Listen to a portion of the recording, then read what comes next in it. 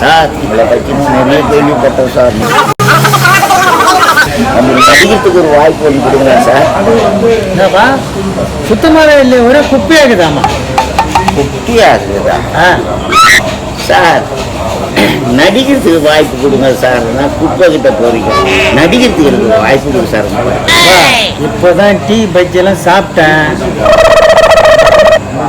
Sir.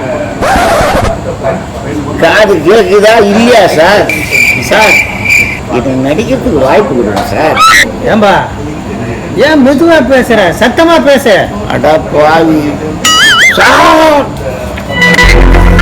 கேக்குதா sir? இப்போ எனக்கு நடிக்கிறதுக்கு வாய்ப்பு கொடுப்பீங்களா? தம்பி வாழைக்காய் பஜ்ஜி ஒண்ணு கூட.